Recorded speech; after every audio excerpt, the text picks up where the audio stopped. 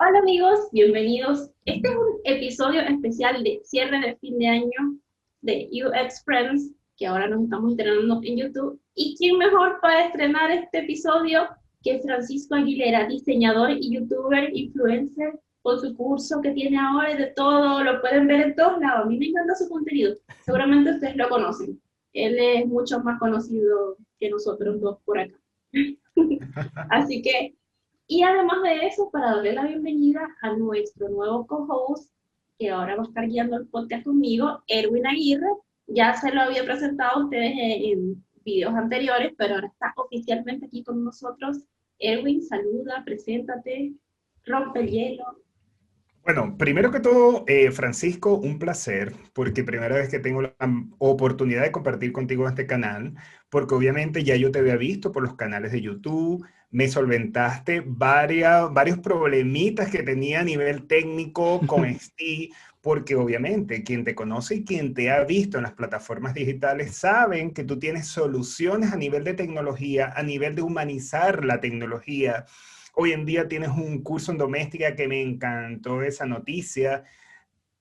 Te sigo, te inspecciono y me solucionas problemas no solamente a mí, sino a mis alumnos, porque bueno, obviamente también me dedico a la parte de la docencia y aquí estamos. ¿Y qué estamos haciendo hoy aquí? Obviamente vamos a desmenuzar o vamos a revisar o a explorar un pequeño artículo que salió hace pocos días donde le hacían una crítica bastante contrastante y fuerte o dolorosa a las personas que generan contenido en el mundo de UX. Y por eso hoy estamos aquí reunidos. No sé si lo leíste, Francisco. Sí, por cierto, lo leí cuando me lo compartió Andrea. Y bueno, antes de entrar en el tema, muchas Oh, gracias por tan cariñosa recepción. No sé si soy digno, me hacen sonrojar. claro que sí, sin problema, síndrome del impostor. No, ningún síndrome del impostor, síndrome de la humildad nomás. Eso me Bueno, parece muy bien. mejor.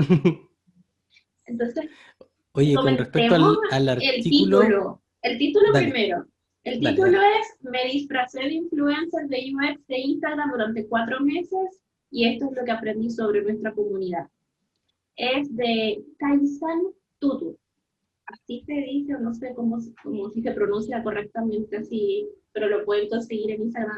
Luego ahí dejamos cuál es su Instagram y el enlace al artículo para que lo puedan leer. Claro, entonces Entonces, lo que hacía esta persona era aplicar algo así como un método investigativo, algo muy familiar dentro del mundo del UX. Y bajo esta lógica hizo como una especie de análisis del estado actual de la comunidad de diseño dentro de Instagram, llegó a sus conclusiones y luego de llegar a ciertas conclusiones, intentó provocar, intentó eh, como poner a pequeñitas. prueba sus ideas a través de publicar cierto contenido y generar una, entre comillas, disrupción en esta comunidad, como él la veía en ese momento. Entonces, creo que ese es el tema de base del artículo. Hay como dos posiciones. Su hipótesis era de que él creía que los que compartían contenido en Instagram era como para aumentar su alcance y para conseguir potenciales clientes.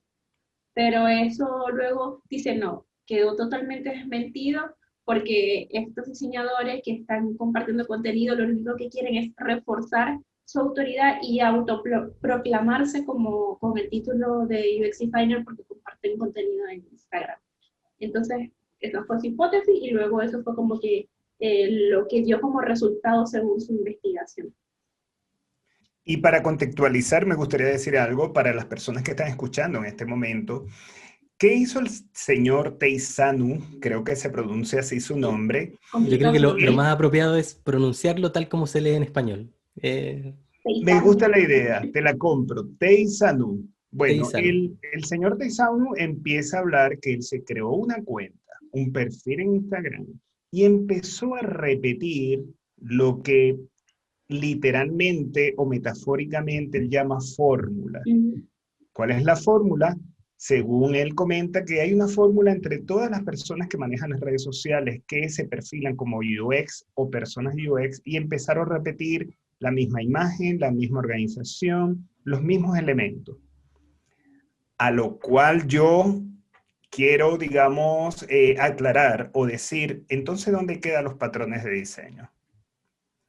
Si es cierto, como él comenta, que hay una fórmula como tal, yo creo, y ahí me copio de Austin Kleon cuando dice robar como un artista, que hay que repetir fórmulas hasta que uno se empodera de su voz personal.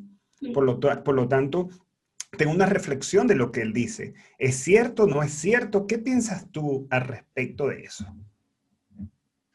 Francisco. Ah, estaba esperando la invitación. El nombre. Hay que poner la campanita, tu turno. Claro, puerta B. Me... Se me fue la onda donde... A ver, ¿Cuál era la Francisco, pregunta? voy a repetir la ¿Qué reflexión. opinas, sí, de la fórmula? Si es Sí, cierto. Sí, ya, perdón. sí, Ahora sí, retomé el sí, punto. sí. Sí, Uno habla de una fórmula que funciona. ¿En verdad es sí. una fórmula lo que están haciendo los perfiles UX?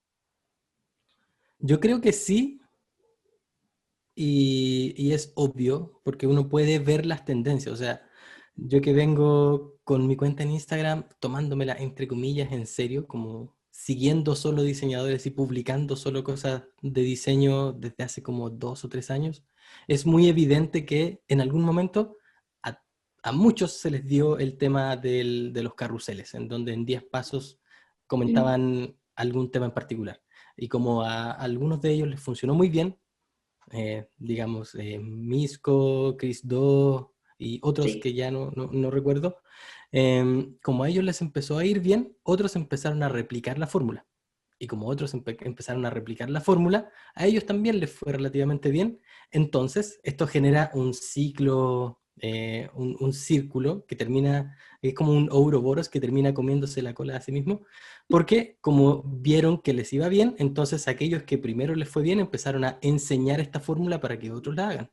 Por lo tanto, es natural ver videos de Chris Do, por ejemplo, explicando cómo crear estos posts de carruseles, y luego que él lo enseña, y otras personas también, lo estoy usando a él solo como un ejemplo, más personas lo hacen, por lo tanto llega un momento en que se satura y empieza a surgir otra tendencia, otra idea que a otras personas les irá bien, otros empezarán a copiarlo y como tiene éxito empezarán a enseñarlo, va a saturar y el ciclo vuelve a comenzar. Entonces creo que es cierto que existen fórmulas. Ahora, la pregunta ¿es correcto que existan? ¿Está bien que existan? ¿O es malo que haya una fórmula? A mi juicio, yo creo que es parte de la vida la fórmula. No podemos dejar fuera de la ecuación a las fórmulas, porque así es como funciona el ser humano, así es como funciona la sociedad, básicamente. O sea, a mí me gusta mucho la música y esto es algo que uno ve. O sea, existe el reggaetón, sale Daddy Yankee, sale Don Omar, estos los pioneros bueno, no tan pioneros porque antes habían otros, pero estos que llegaron a popularizar el tema del reggaetón. Entonces surgen muchos otros que ven ese éxito y quieren replicarlo. Entonces llega un punto en donde está el reggaetón en todas partes. Pero luego, como está en todas partes, se empieza a ver como un boom, o la gente se empieza a sentir abrumada al respecto y empieza a surgir otra tendencia, llamémosle el trap. Entonces el trap empieza ahí a surgir, entonces incluso los que estaban haciendo reggaetón empiezan a acercarse al trap y hoy día estamos en esa amalgama en donde hay trap y reggaetón, pero por otro lado vienen los K-pop. Y hay mucha gente que está viendo los K-pop y dice, oh, yo también quiero hacer lo que hacen los K-pop porque son muy populares. Y este es un ciclo interminable que se repite no solo en redes sociales, dentro del mundo del diseño, sino también en la música. Me imagino que, no soy tan conocido, pero me imagino que también pasa en la literatura. Hubo en algún momento en donde todos escribían libros de detectives, otros en donde todos escribían novelas románticas para adolescentes. Y Entonces, después todos libros de vampiros. claro. Entonces, Mira, Así, eso. Francisco me sigue... agarrando esa idea. Ajá, Aquí el problema no era tanto de que hay una fórmula, sino de que si hay una fórmula, pero que el contenido era vacío. exacto. ¿No se puede decir lo mismo de todo área del conocimiento? porque si vuelvo al ejemplo de la música, em, puedes tener, no sé, hablamos del trap. Hay mucho trap hoy día, hay mucha gente haciendo esta música. Y uno podría argumentar, y hay mucha gente que se queda en este argumento de decir, es que el trap es pura basura, hablan de pura misoginia, hablan de dinero, de drogas, etc. Pero te aseguro que dentro de ese espacio hay joyitas, hay gente hablando cosas muy profundas, hay gente haciendo reflexiones.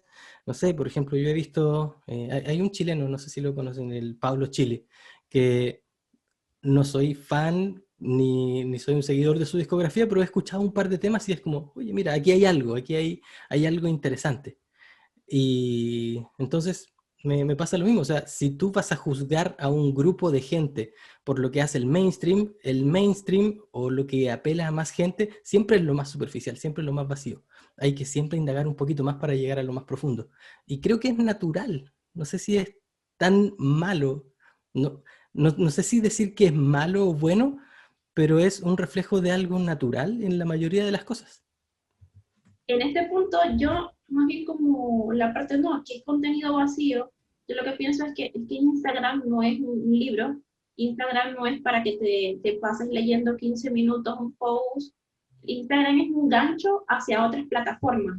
Entonces no es que yo vaya, si yo tengo un podcast, hago un post presentando que hay un nuevo episodio para que vayan a otra plataforma, ya sea YouTube, Spotify o lo que sea, pero no es que ahí está todo el contenido, ahí está como que lo más visual, lo más bonito para llamar tu atención, captarte como un gancho y que te vayas a otro lado. Entonces yo creo que a lo mejor esta parte será que no sé si no la tomó en cuenta y solamente se fijó en que son carruseles bonitos para autoproclamarte o en realidad lo que es una estrategia, pues son canales de difusión. Sí, ahí me queda la duda de a qué se refiere con el término profundidad, porque una cosa es la profundidad que se puede alcanzar con la extensión del contenido. Obviamente en un podcast de 1 hora uno puede profundizar mucho en un tema, no así en 10 imágenes de 1080 por 1080 píxeles.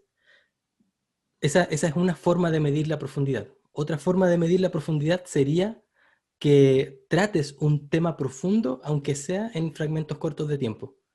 Por ejemplo, no sé, hay un tipo que se llama Filosofía en Minutos y trata temas súper profundos en los mismos 10 slides que le tomaría a un diseñador hablar acerca de las 5 mejores tipografías gratis.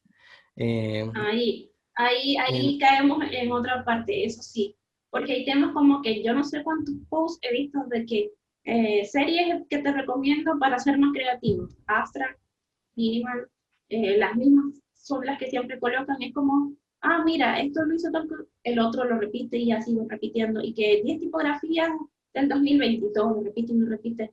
A lo mejor eso se refiere con contenido que es más vacío, pero yo creo que es un contenido como de chuchería, como de relleno, porque no todos los temas son tan profundos y hay a veces que la gente lo que hace es recomendar herramientas que también son contenidos válidos.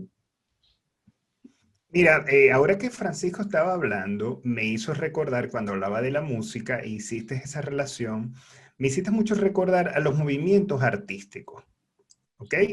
Y obviamente los movimientos artísticos dentro del Renacimiento, todos pintaban con un tipo de paleta cromática, con un canon, con una proporción, y no por eso había menos profundidad en algunas obras que otras. Pero valga resaltar, y lo llevo a la actualidad o al mundo actual, en este caso en los perfiles de UX o personas que trabajan con el mundo de la tecnología, sí es verdad que muchos se están copiando o repitiendo patrones, pero pocos de ellos van a resaltar. Y ahí es donde está la constancia, repetir un patrón, repetir una fórmula y encontrar resultados y respuestas. O sea, yo creo que es tan válido que uno repita, copie, modifique y al final genere personalidad. Una de las cosas interesantes que tú dices también es que, obviamente, yo no puedo dar en un pequeño carrusel todo un método.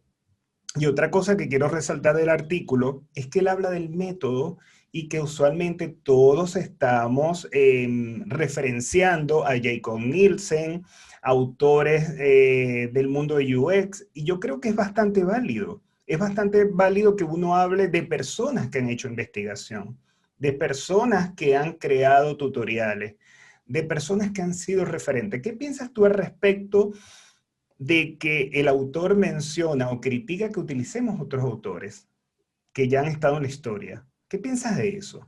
O sea, me parece algo natural. No sé, no recuerdo si lo planteaba como una crítica en sí o si era una observación en particular, pero Mm. yo creo que entre mencionar a algún autor y no mencionarlo, siempre es mejor mencionarlo. Me imagino que la crítica puede ir en el contexto de que, oye, lo único que hacen es citar conocimiento ya existente y no generar conocimiento nuevo. Y creo que eso sí podría ser una experiencia, o una crítica válida, porque si hay algo fácil en la vida de las redes sociales es regurgitar conocimiento que ya existe y que viene de segunda mano y que no es experiencial, si es que existe esa palabra, o experimental, empírico, No, no sí, sé. es válido. Sí, ahí Eh, sí concuerdo contigo, porque muchos posts que se ven es como que las 10 heurísticas, las leyes de la Gestalt, y es como que definiciones con dibujos e ilustraciones, definiciones con ilustraciones. Y luego una pregunta al final. A lo mejor en eso sí tiene razón de que es súper fácil. Bueno, vamos a ver qué dicen las 10 heurísticas, voy a hacer un slide para cada heurística y le pongo un ejemplo súper fácil y siempre va a gustar y a la gente le va a llamar la atención, siempre te van a dejar buenos comentarios, que eso es otra cosa de la que él decía, que la gente lo único que hacía era como que comentarios como autoproclamándose y aplaudiéndose y dándose palmaditas en la espalda, oh, qué bien, me encanta, amo ese post, y cosas así como que vacías solo para generar interacción, pero no como un contenido pensado, un ejemplo de la vida real, como que hice este trabajo, me sucedió esto y estas son mis reflexiones, pero sí hay contenido de ese modo también. Hay de los dos. Claro, hay sí, perfiles más profundos que otros, eso sí es verdad, pero yo quiero resaltar algo que me gustó del artículo, que le da títulos o rótulos que llaman bastante la atención. Por ejemplo, él habla del término escaparate. Y este término escaparate lo que habla son de las bibliotecas comunes que hay entre un diseñador y el otro. Eso me pareció interesante. Eh, que él le llama escaparate como un espacio donde hay bibliotecas comunes. ¿Ok? Sí, hay muchos títulos similares como qué es empatía, la jurídica, qué es UX, UI, UI versus UX, son como los típicos.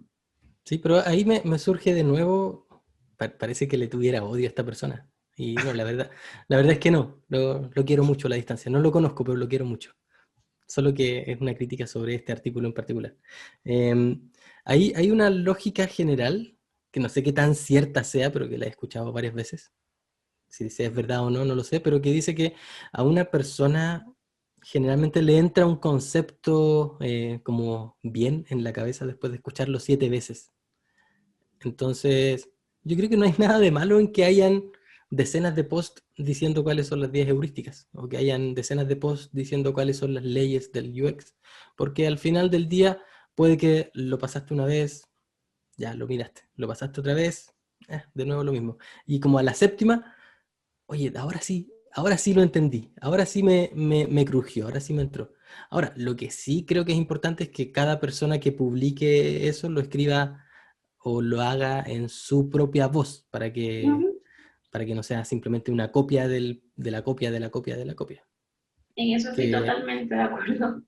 que ese es otro punto que a mí me parece importante, al que iba antes cuando hablaba de la experiencia. Y es quizás por esa la razón por la que a mí me gusta más crear contenido en YouTube que en Instagram. Que, bueno, si algunos de ustedes me siguen sabrán que básicamente me lo tomo toda la broma en Instagram. Sí. Sí, te he Eh, Y sí, visto. como que, ay, mira, va a decir algo serio. No, es una broma. a los que no me siguen les recomiendo que vean mi Instagram y vean el origen de cómo me convertí en diseñador gráfico. Súper, Sí, súper todo un cuento importante. épico. La Ilíada. Pero lo que me gusta y que me permite YouTube, a pesar de que yo sé que el algoritmo no me va a beneficiar tanto por eso, es que tengo 30 minutos para hablar sobre un diseño. Y hay una sección que parece que a la gente le gusta harto, que se llama Enchúlame el diseño, en donde la gente me manda un diseño y yo ahí como en tiempo real modifico el diseño que me mandaron y voy explicando por qué le hago tal cambio. Por ejemplo, ¿sabes qué? Este texto te lo voy a agrandar un poquito porque está muy pequeño, no sirve a la lectura. Este color lo voy a cambiar porque no hay contraste suficiente para la lectura.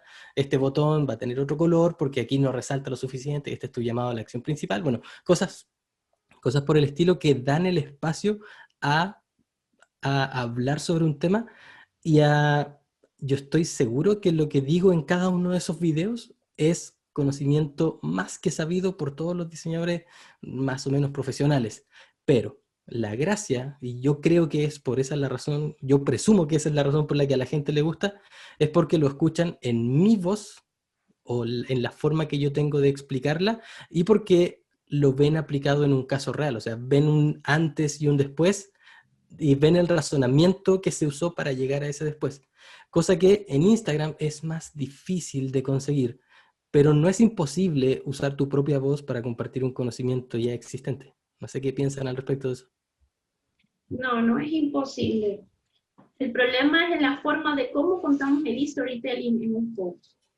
Porque si yo voy a copiar palabras tal cual como la habla otro, va a llegar un punto de que yo no voy a saber qué hacer, porque como no es mi voz la que está hablando, sino que estoy tomando la de otro y solamente diseñándola y colocándolo ahí, entonces va a llegar un punto de que estoy haciendo. Pero si tú no estás, por ejemplo, te comes un libro, lo masticas y lo escupes, eso es lo que deberías colocar ahí. Y a lo mejor eso es lo que está haciendo referencia de que no están haciendo mucho, sino copiando fórmulas, copiando las mismas ilustraciones, colocando el mismo contenido del mismo libro sin darte una razón como que lo que haces tú, como que estoy diciendo lo básico de contraste, alineación, todo esto, pero te lo estoy llevando a un ejemplo de la vida real que tú lo puedes ver y no se nota que es una copia más. A lo mejor ese Sí, es el punto crítico del artículo, de que él lo ve sí. todo igual. Voy a resaltar una frase que tú dijiste y te voy a citar y lo voy a poner en un post ahí como una cita para la historia. Que tu Instagram sea un escupitajo. El escupita. Ay, Dios. No lo había pensado, no lo diría yo en mi Instagram, pues yo hablo un poquito más. ¡Ah, felicidad! Pero en el tuyo sí iría bien. Sí. En el tuyo va. Haz que tu Instagram sea un escupitajo de los libros que leíste. Me gusta. Está bien. Mira, mira Francisco y Andrea, cuando mencionaste hace rato algo que me gustó mucho, es que cuando ves repetidamente en las redes el mismo contenido, se queda. Creo en eso. Y me hiciste recordar a la autora Betty Edwards, que ella habla de cómo adquirir una habilidad en 30 días. Ella comenta y dice que si en 30 días, todos los días, ves lo mismo, llega un momento que se inserta en tu cerebro ese hábito, ya sea un hábito, ya sea una habilidad. Y cosa que me parece interesante, porque lo que estás diciendo es verdad. No todos siempre tenemos la madurez de que nos comenten, por ejemplo, cómo alinear la tipografía, cuáles son los colores análogos, cuál es la diagramación, qué es la simetría, cuáles son los elementos para una mejor composición. Pero llega un momento que tanto repetir y verlo tantas veces en las redes se te va a quedar. Por lo tanto, esto de que muchas personas estén repitiendo lo mismo hasta encontrar su voz no es tan negativo que digamos. O sea, llega un momento que yo creo que en las redes sociales hay mucho ruido comunicacional. Ves tantas cosas que se te olvida en tiempo real qué fue lo que viste. Y obviamente si se repite diariamente se te tiene que quedar, obviamente. Y por eso aplauso por eso que acabas de decir. De verdad que cuando uno lo repite constantemente, se queda. Es como Ahora, aprender a caminar. sí, y otro punto importante es que, no sé, ustedes dos, yo quizás, darnos cuenta que ese contenido no es para nosotros, Ujú. porque nosotros, o voy a hablar por mí al menos, ya tengo más de una década de ruedo, entonces hay cosas que veo publicadas y que son como obvio, sí, pero no es así para el chico que tiene 17 años y se está recién interesando por el diseño. No es así para ese que está en primer año de la carrera de diseño y quiere profundizar más o está con la curiosidad de este asunto y va a ver, oye, ¿cuál es la diferencia entre una tipografía con serif y una sin serif? Oh, no tenía idea de esto. Mientras que ustedes y yo vemos eso, que, obvio, pero hay que entender que eso no es para nosotros. Quizás la crítica que podríamos hacer al respecto es que no hay nadie o hay muy poca gente creando contenido para los que somos más senior, si se quiere, dentro del contexto y haciendo un contenido un poquito más académico al respecto. Quizás es una crítica válida, pero no es suficiente para criticar a aquellos que están haciendo un contenido más de inicio, si se quiere, porque está orientado a aquellos que están iniciando. Y ahí mismo te hago referencia a que sí es verdad. Yo al principio decía, no, voy a publicar este contenido y luego me empecé a dar cuenta de que muchos de los que me llegaban estaban en la U, estaban iniciando, querían pasarse, eran diseñadores gráficos, querían pasarse a UX, entonces seguí creando contenido porque a ellos les sirve para entender cosas básicas y para ir metiéndose más, entonces no está mal. Y sí, también tienes razón en la parte de que a lo mejor no hay contenido todavía mucho más profundo, pero yo creo que por lo menos en la parte de Interaction Design Foundation y NN Group, ellos generan contenido un poco más robusto y más centrado en las personas senior, en medio, cosas más así. Pero sí es verdad, por ejemplo, no hay que pensar que nosotros somos nuestro usuario. Yo no estoy creando contenido para mí, creo contenido para los que van iniciando. Lo mismo tú, para solucionarle la vida a los que están iniciando, a los que tienen problemas, que no entienden cómo, como decía Erwin, ¿cómo hago esto en XD? No somos nuestro público, nosotros mismos. Es lo que nos hubiese gustado saber cuando estábamos iniciando. Quiero ser abogado del diablo allí. A ver, diga. Fíjense que Keanu Reeves. Kenny Reeves, oh, la diferencia. Mira, fíjate que nosotros tres tenemos, hablo particular sin caer en egocentrismo, tenemos mucho tiempo en el mundo del diseño, la experiencia, la tecnología, pero yo considero que en ocasiones siempre es interesante volver a las raíces. ¿En qué sentido? Hay cosas que yo sé, que mi formación me la dio a nivel profesional, pero de vez en cuando puedo ver un post que en este caso hizo Francisco Aguilera, Andrea Monsalve, y yo, hey, qué manera, qué bonito como lo dijo. Y como él lo dijo, a través de esa voz, a mí me quedó, o hice un repaso a un tema que yo había olvidado. Porque a veces el día a día se te olvidan cosas técnicas, hay cosas teóricas que uno se le impregna en su memoria, pero hay otras cosas que se olvidan. Entonces la voz, como ustedes lo evocan, a lo mejor me hace clic, me conecta y yo digo, lo que no aprendí en 10 años, lo vi en un post que hoy publicó Francisco o que publicó Andrea y ya se me quedó para toda la vida. Entonces la manera de contar, la manera de hacer esa narrativa definitivamente conecta, trasciende y es más allá de lo que hay en la pantalla. Es lo que considero particularmente. Sí, súper de acuerdo. Porque de hecho, por lo menos a mí, yo tengo una forma particular de aprender cosas. Y es que yo no soy de las personas que aprende por memoria. Yo aprendo cuando entiendo, aprendo. Por darte un ejemplo, cuando hice un curso de inglés hace como unos 5 años, y la mayoría de mis compañeros en ese entonces lo que hacían era tratar de aprenderse. Por ejemplo, el verbo, no sé, el how many o el how much. ¿Cuándo uso how many o cuándo uso how much? No, es que estos son contables, estos no son contables, esto es... Y en mi caso, yo como que no me entraba mucho la explicación del profesor. Entonces lo que hice fue extraerme un poquito de ahí, mentalmente obviamente, y tratar de entender, ya, si lo traduzco, ¿cuál es la razón por qué a veces uso how many o how much? Y finalmente me di cuenta, entonces el how many es el equivalente a cuando digo cuántos, y el how much es el equivalente a cuando digo cuánto. Por ejemplo, cuánta agua hay aquí, cuánto aire hay en esta habitación, mientras que el how many es cuántos lápices tengo en el estuche, cuántas luces tengo prendidas y puedo responder con uno, o dos o tres. Y cuando hice ese entendimiento, ahí no se me olvidó más, porque aprendí, es como los koan que usan los orientales. Entonces, por lo menos es la forma en que yo aprendo, y me ha pasado que hay cosas que me han dicho una y otra vez, pero llega un momento en donde alguien lo dice de tal manera que así como, claro, ahí lo entiendo. No voy a entrar en la discusión, pero es una tontera lo que voy a decir fuera dentro de este contexto, pero hasta hace poco yo siempre había estado relativamente reticente a la idea esta del aborto en cualquier condición.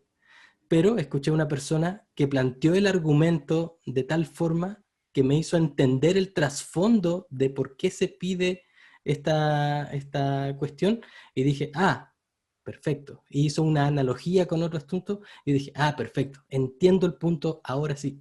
Por lo tanto, ahora sí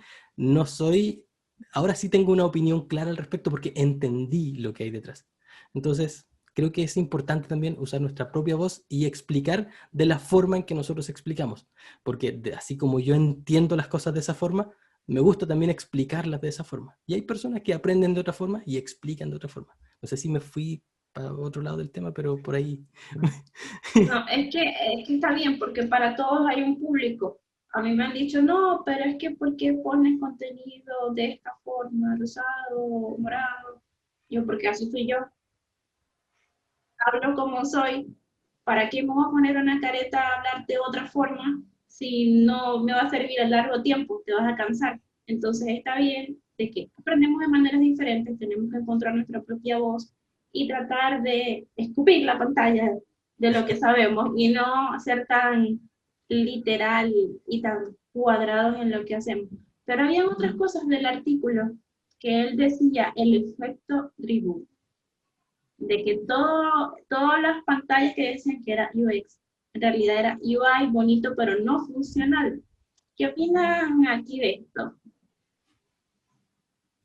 Bueno, yo creo que él particularmente en ese punto, para mí que fue un comentario muy a la ligera. ¿En qué sentido? Vuelvo y repito lo que hemos dicho anteriormente. Hay personas que repiten fórmulas y le funcionan. Y hay otras personas que obviamente repiten una fórmula, la mejoran, la maduran. Ejemplo, caso de la Coca-Cola. Coca-Cola fue una fórmula que sirvió a muchos, llegó la Pepsi Cola, llegaron otras marcas que imitaron prácticamente a esa tribu de los que hacían gaseosas, lo que hacían refresco, como dicen, aquí le dicen bebida, ¿no? Aquí en Chile, porque estamos en Chile para los que no sepan. Y la copia de esa bebida formuló otras fórmulas originales, otras identidades, otros rasgos en evolución, lo cual potenció un universo distinto. Yo creo definitivamente cuando él menciona de la tribu, particularmente creo en la tribu, pienso que debe haber una tribu UX. Las tribus tienen código, una manera de hablar, de decodificar, de comunicarse, de mostrar. Y hoy en día eso se conecta a las tendencias, a los lenguajes.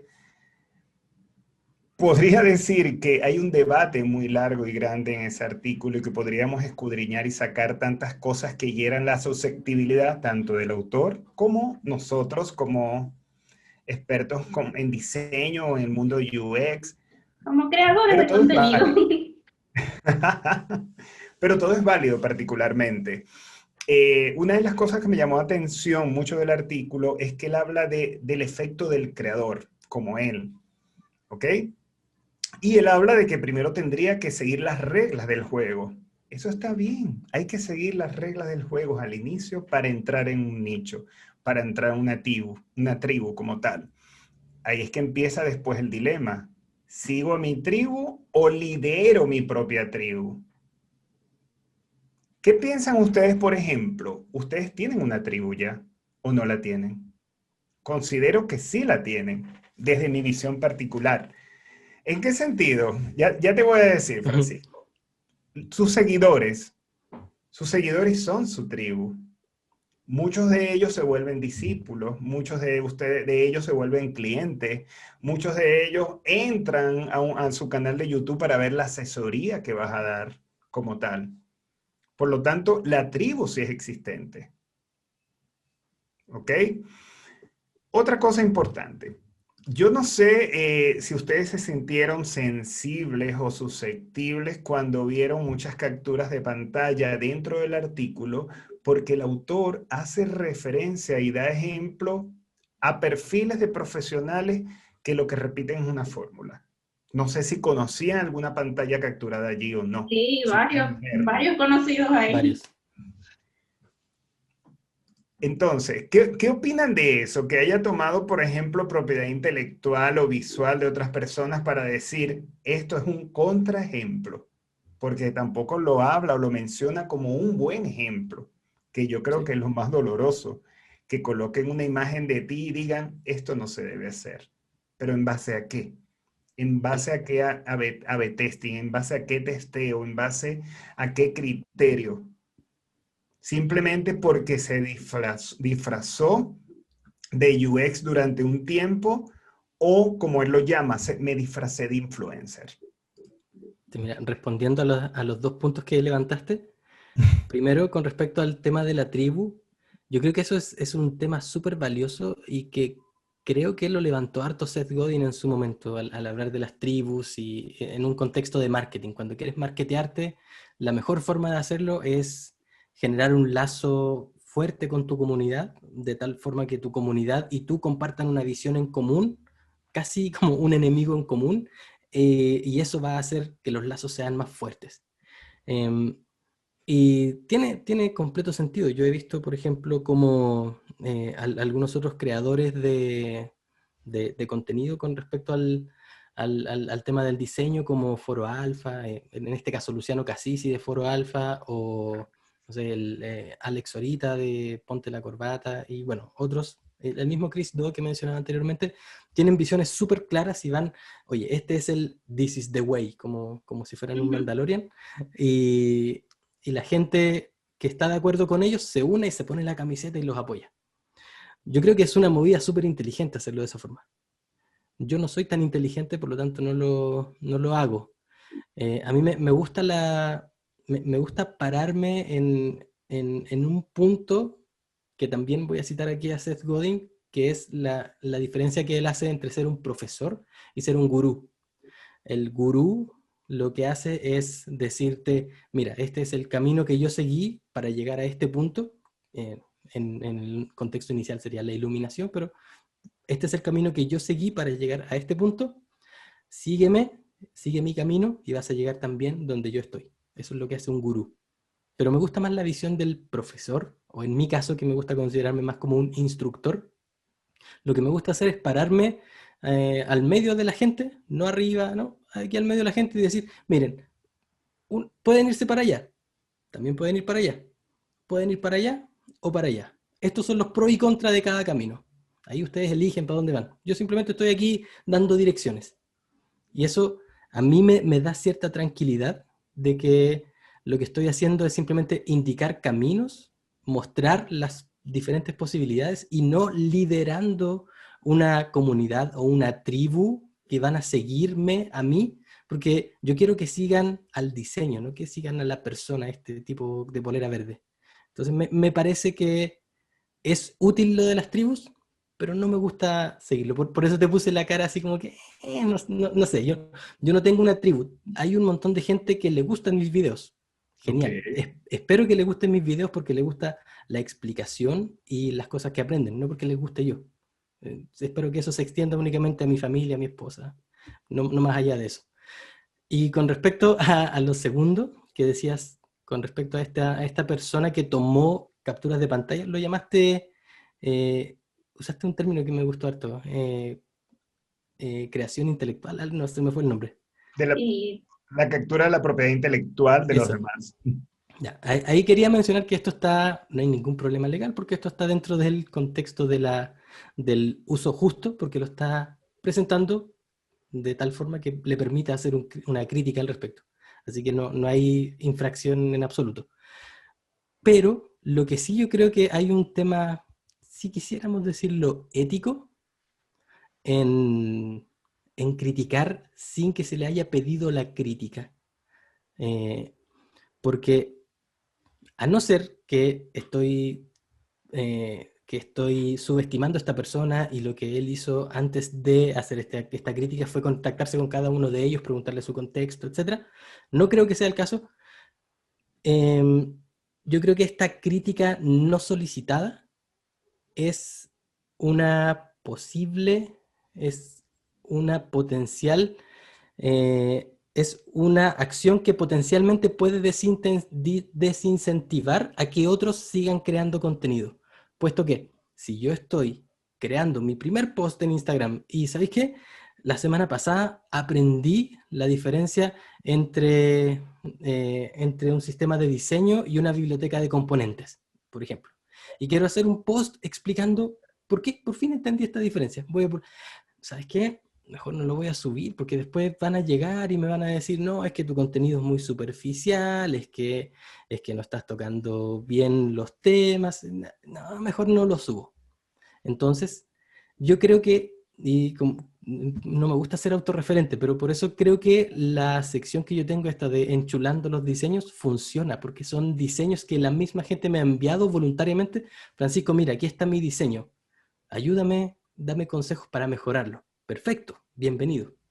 Y por eso no me agrada hacer esto, no sé, el otro día, no sé, esta marca de papitas fritas, no me acuerdo el nombre, el monito con el mustacho, cambió su logo. Ya, hagamos un video criticando el nuevo logo. No, no veo la necesidad de hacerlo porque no conozco todas las vicisitudes por las que tuvieron que pasar el equipo creativo para llegar a esa solución, para que de pronto llegue un tipo desde la comodidad de su casa a decir, mira, ¿sabes qué? Podrías haberlo hecho mejor, ¿ah? No, Siempre pasa. me parece inapropiado. Y ahora, Pero hay gente que lo mira, hace. aquí hay Dale. un pedacito del artículo donde habla de eso mismo. Dice, este circuito de positivo respaldo por una comunidad que no puede reaccionar a las críticas constructivas solo puede ser tóxico para nuestro campo. Entonces, está diciendo de que si este ejemplo que acabas de dar, de que llega alguien criticando el trabajo sin conocer un contexto, que el problema eres tú porque no aceptas la crítica y no el que critica. O sea, yo encuentro que la crítica tiene que darse en un contexto que se preste para la crítica. O sea, nuevamente, eh, hay un estudiante que hizo una tarea que le pidió su profesor y ¿sabes qué? Me gustó mi tarea, la voy a publicar. Y llega un tipo con 20 años de experiencia y te dice, está mal por esto, por esto, por esto. Ese es el trabajo que le toca al profesor hacerlo. Eh, o mil y un motivos. O sea, si la persona va y dice, denme su opinión, y la opinión está bien fundamentada, no de una forma desastrosa, me parece que está bien, lo pidió, pero de lo contrario, mejor no. A ver, Hay, ¿qué hay una opinas, cosa, Henry? hay una cosa que me hicieron reflexionar aquí escuchándolos a ustedes dos, y es que nadie tiene permiso, digo yo, de invadir el diseño del otro, obviamente sin ser invitado. Eso es interesante. Aquí hay algo sensible, eso sí, que quiero resaltar. Ya cuando publicamos un proyecto en redes sociales, ya somos indefensos a la crítica, eso sí. Sí.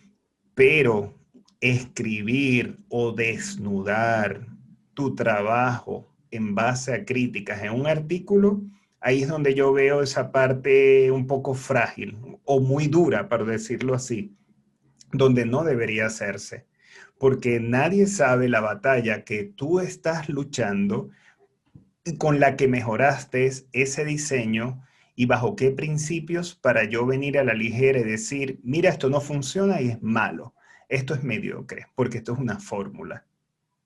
Ahí es donde no estoy de acuerdo. ¿Ok?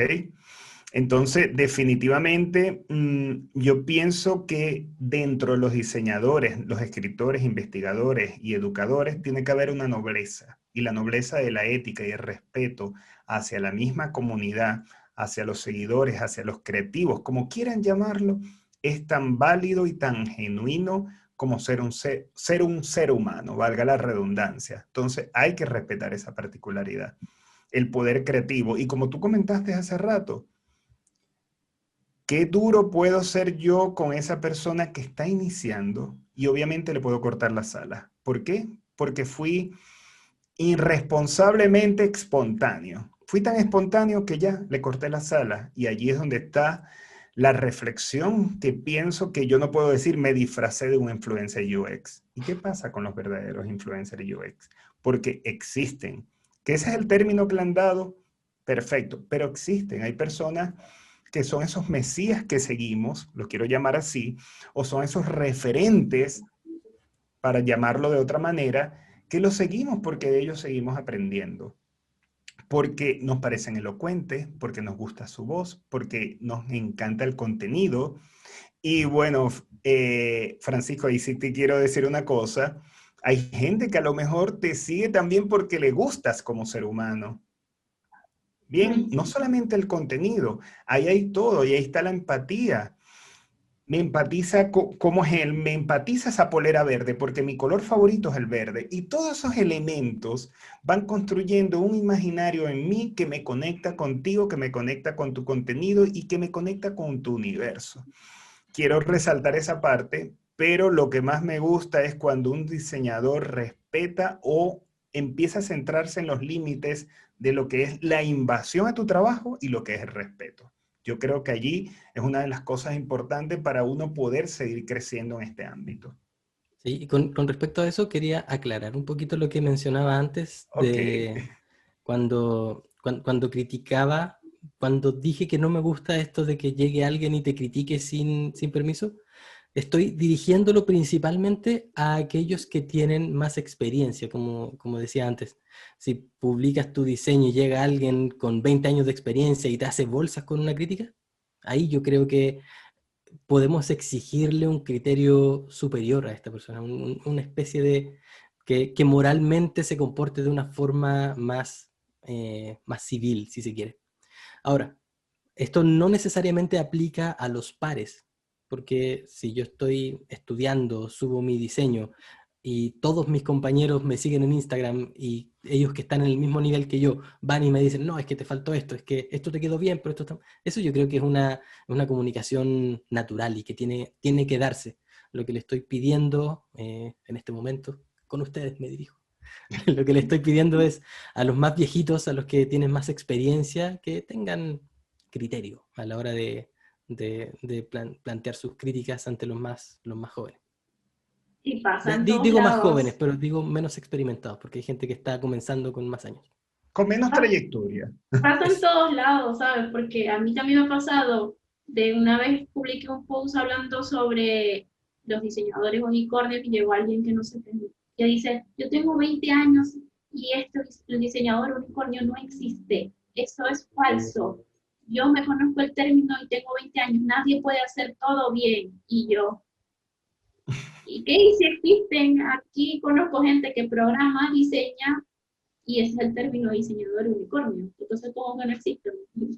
Y no, porque yo tengo 20 años en la carrera y tengo 20 años, y fue como que solamente para decir cosas malas, y lo mismo también pasa en la universidad. A veces hay profesores que no tienen tacto, porque una vez me pasó Erwin con Hilda, que me dijo, tú no sabes dibujar, no vas a lograr nada, me dijo, y yo que... no, pero tiene razón. No vas a llegar a ninguna parte. Podemos ver, nunca vas a poder crear un podcast, nunca vas a conseguir sus seguidores en Instagram.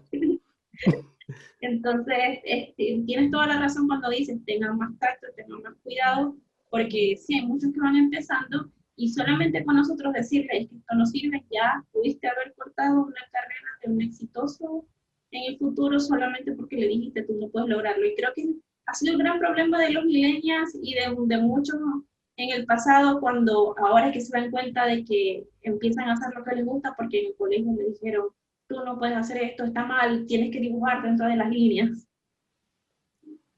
Sí. Ahora, también es importante que la labor de un profesor, y aquí yo me estoy lanzando porque no tengo experiencia en el aula en absoluto, pero como alumno por lo menos, eh, valoro un profesor que te da un feedback realista y que te dice, ¿sabes qué? A lo mejor es momento de replantearse las cosas o a lo mejor, ¿sabes qué? Lo que hiciste está súper mal por tal igual motivo. Y si esto es suficiente para que te desmotives y vayas a dejar la carrera, bueno, a lo mejor es la ocasión. Porque y no pasa nada por eso, no vas a morirte porque decides cambiar de camino. Pero si a pesar de que te estoy diciendo que este trabajo quedó súper malo y quieres continuar, estos son los puntos a seguir. Pero sí, decirle de plano a una persona, no vales para esto, no sé, vuélvete al 1980. Bueno, pero ahí también yo quiero decir algo importante. Erwin es Eh, profesor universitario y todo eso, por si acaso. sí, sí, yo creo que sí, siempre hay que tener cuidado con los comentarios que uno le hace al alumno o hasta por el comentario que deje de hacer, porque si tú no le dices al alumno, mira, vas por buen camino, el alumno a lo mejor está esperando que su gurú, su mesías, porque así ve uno a los docentes al inicio, por lo menos te dé validación. Yo considero que al inicio, cuando estamos en la universidad y en algunos trayectos de la vida, esperamos la validación, ¿ok? Así como muchas personas esperan un feedback por Instagram, por las redes sociales, y uno dice, hey, parece que lo estoy haciendo bien o me estoy dando a entender porque me dieron ya sea un like, un comentario o un feedback. Yo considero en la educación es muy interesante, hay dos caminos que a mí me encantan en la educación. Una, dejar que el alumno aprenda haciendo, ¿ok? Eso me encanta. Y la dos, que me encanta el aprendizaje sin dolor. Si yo puedo darle al estudiante la oportunidad de que se goce el viaje exploratorio, yo dije, triunfé. Por lo menos esa es mi visión. Y si yo le puedo dar una retroalimentación donde le diga cuáles son los rasgos en evolución, porque posiblemente no tenga las debilidades, sino que son rasgos que van evolucionando, se los doy y se los dicto. Pero aquí hay un tema, a ver, un poquito peligroso.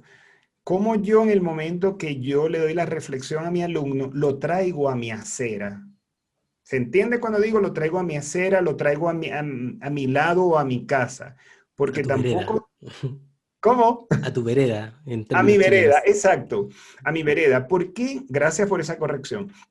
¿Por qué hay que tener cuidado cuando yo lo llevo a mi vereda? Porque puede ser que en mi vereda, para mí, el arte tradicional o la programación tradicional para mí sea obsoleta y resulta que por allí va el camino de él y va a triunfar.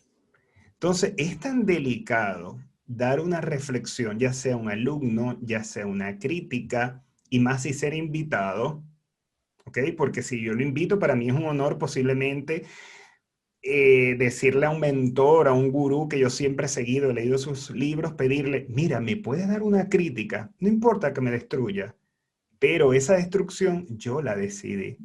Yo, o sea, duro de matar. Entonces ahí hay que tener un poco de reflexión, de cuidado, empatía, conexión y utilizar bien los verbos.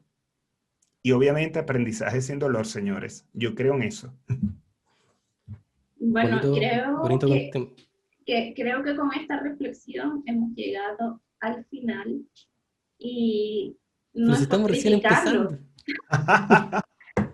Y no fue como para criticar al autor, sino estábamos reflexionando. Así como él estudió a todos los posts de todos, así mismo estudiamos su artículo. Y espero que no se ofendan nada. Nada, mentira, si estaba horrible. Nada más.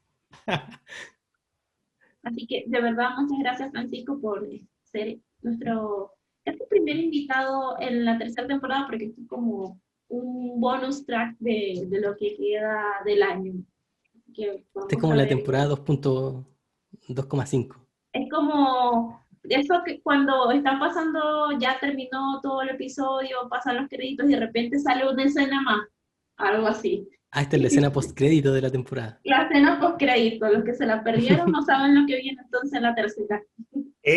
Yo soy de los que voy al cine y no salgo hasta que veo los créditos, por si Siempre hay acaso. algo, siempre hay algo después. Hi-fi. Sí, Siempre hay algo después.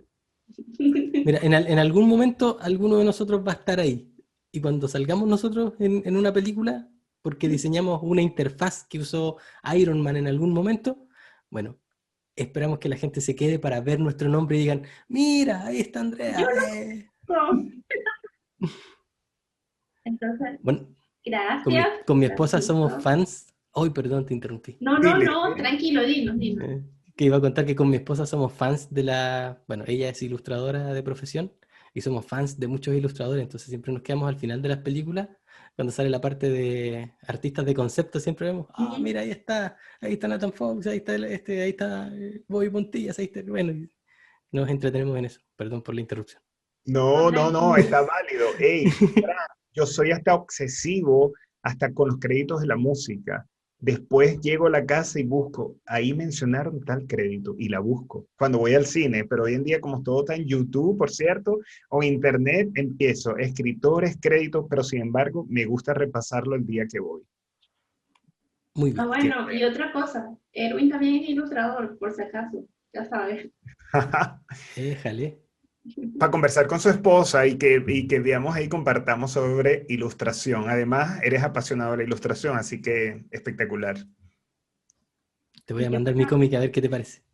Dale. Sí. Prometo no hacer una crítica destructiva, ya sabes. Sí, porque esa está hecha con el corazón, no es un trabajo profesional. Ok, maravilloso entonces. Entonces, Erwin, Bueno, ¿te Fran, encantaría cerrar el episodio?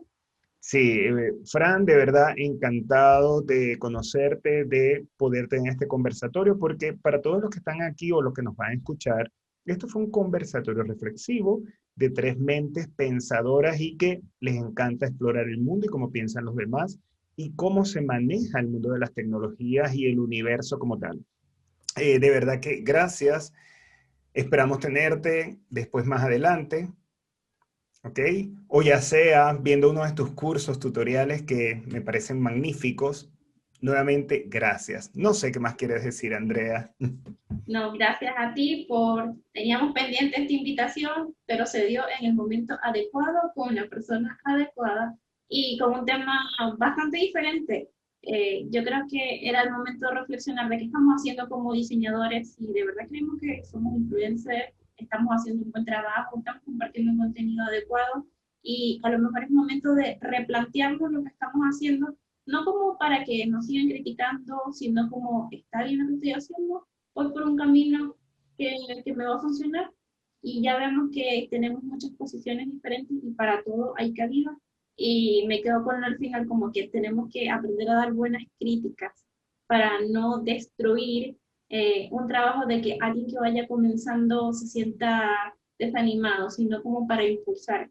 Y no creo que nuestra comunidad de UX sea una comunidad tóxica, como lo dice el artículo. Positivamente tóxica. Así que de verdad, muchas gracias a los dos y esto fue el final, ahora sí, el final de la temporada y se vienen muchas cosas para el 2021. Así que bye bye. Bye, bye. Chau, chau. Chao.